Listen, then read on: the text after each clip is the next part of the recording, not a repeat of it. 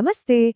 Spanish भाषा के बारे में जब हम सोचना शुरू करते हैं तो एक बहुत ही मज़ेदार और शायद थोड़ी अजीब सी बात सामने आती है, और वो है शब्दों का जेंडर यानी लिंग। मतलब ये सवाल मन में आता है ना कि भाई एक टेबल, एक मेज फीमेल कैसे हो सकती है और एक किताब मेल। सुनने में बड़ा अजीब लगता है ना। तो चलिए आज इसी गुत्थी को सुलझाते हैं। और यकीन मानिए, इसके पीछे का लॉजिक बहुत ही सिंपल है। तो शुरू करें। सबसे पहले देखते हैं उस सबसे आसान नियम को, जो इस पूरी पहेली को सुलझाने की पहली चाबी है। ठीक है, तो सबसे पहली और सबसे जरूरी बात, स्पैनिश में हर एक नाउन, मतलब किसी भी चीज, जगह या इंसान का नाम, उसका एक जेंडर होता है। या तो वो मैस्कुलिन होगा यानी पुल्लिंग, या फिर फेमिनिन यानी स्त्रीलिंग। कोई तीसरा ऑप्शन है ही नहीं। और मजे की बात पता है क्या है? ज्यादातर शब्दों का जेंडर हम सिर्फ उसके आखिरी अक्षर को देखकर ही पहचान सकते हैं। यह है इसका गोल्डन रूल। देखिए, जो शब्द ओ पर खत्म होते हैं, जैसे लिब्रो मतलब किताब, वो आमतौर पर मैस्कुलिन होते हैं। और जो शब्द ए पर खत्म होते हैं, जैसे मेसा मतलब मेज, वो फेमिनिन होते हैं। लेकिन हाँ, जैसा हर भाषा में होता है, यहाँ भी कुछ एक्सेप्शंस हैं। कुछ ऐसे शब्द जो ये नियम नहीं मानते। तो चलिए अब देखते हैं कि ये ओ और ए वाला नियम कहाँ फेल हो जाता है और हमें किन शब्दों से थोड़ा बचकर रहना है।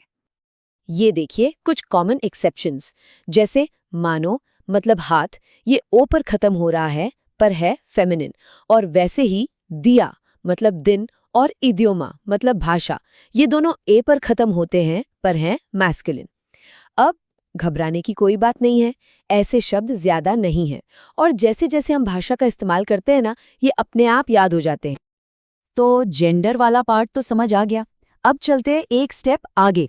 अब जब हम ये समझ गए हैं, तो ये देखना भी जरूरी है कि स्पेनिश में इंग्लिश के द के लिए एक नहीं बल्कि 4 अलग-अलग शब्द कैसे होते हैं। हाँ, ये एक बहुत बड़ा फर्क है। इंग्लिश में तो बस एक द होता है ना? पर स्पेनिश में 4 हैं। और हमें कौन सा वाला यूज करना है, ये पूरी तरह से इस बात पर डिपेंड करता है कि शब्द का जेंडर क्या है और वो सिंगुलर है या प्लूरल। और ये टेबल इसे एकदम साफ कर देता है। देखिए, हमारे पास 4 ऑप्शन हैं: एल, ला, लोस और लास। मैस्कुलिन सिंगुलर यानी पुल्लिंग एक वचन के लिए एल, फेमिनिन सिंगुलर यानी स्त्रीलिंग एक वचन के लिए ला। और जब यही प्लूरल यानी बहुवचन हो जाते हैं, तो मैस्कुलिन के लिए लोस और फेमिनिन के लिए लास। तो एक मैस्कुलिन और सिंगुलर शब्द लेते हैं, जैसे किताब। इसे कहेंगे एल लिब्रो मतलब द बुक। देखिए, लिब्रो ओ पर खत्म हो रहा है, तो वो मैस्कुलिन है और इसीलिए उसके साथ एल लगा। और अगर किताबें एक से ज्यादा हैं, तो ये बन जाएगा लोस लिब्रोस द बुक्स। देखा कैसे आर्टिकल एल से बदलकर प्लूरल के लिए लोस हो गया। बिल्कुल इसी तरह एक फेमिनिन और सिंगुलर शब्द जैसे मेज के लिए हम इस्तेमाल करेंगे ला मेसा द टेबल। यहां भी देखिए, मेसा ए पर खत्म हो रहा है, तो वो फेमिनिन है और इसीलिए हमने ला लगाया। और जब मेजें एक से ज्यादा हों, तो ये हो जाएगा लास मेसास द टेबल्स। यहां भी आर्टिकल ला से बदलकर प्लूरल के लिए लास बन गया। पैटर्न एकदम सीधा और सिंपल है ना? बहुत बढ़िया। अब जब ये त वाला पैटर्न समझ में आ गया है, तो एक अच्छी खबर है।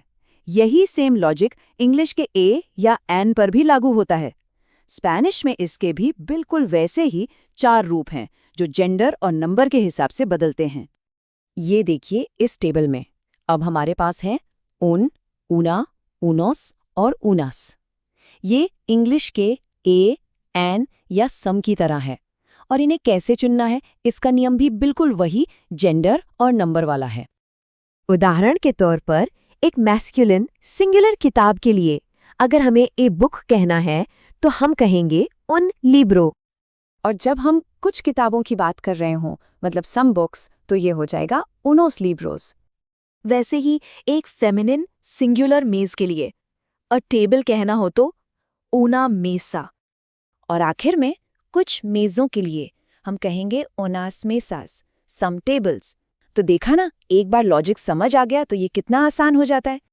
तो हमने काफी कुछ कवर कर लिया है। जेंडर कैसे पहचाने, द के 4 रूप और ए या एन के भी 4 रूप। तो अब इन सबको एक साथ कैसे लाया जाए? चलिए इसे एक सिंपल चेकलिस्ट में डालते हैं। तो ये रही एक 3 स्टेप की चेकलिस्ट। स्टेप 1, शब्द का आखिरी अक्षर देखो, ओ है या ए। स्टेप 2, कुछ खास एक्सेप्शंस को याद रखो, जैसे मानो और दिया।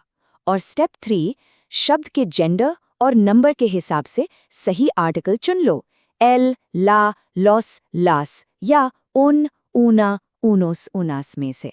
बस इतना ही है।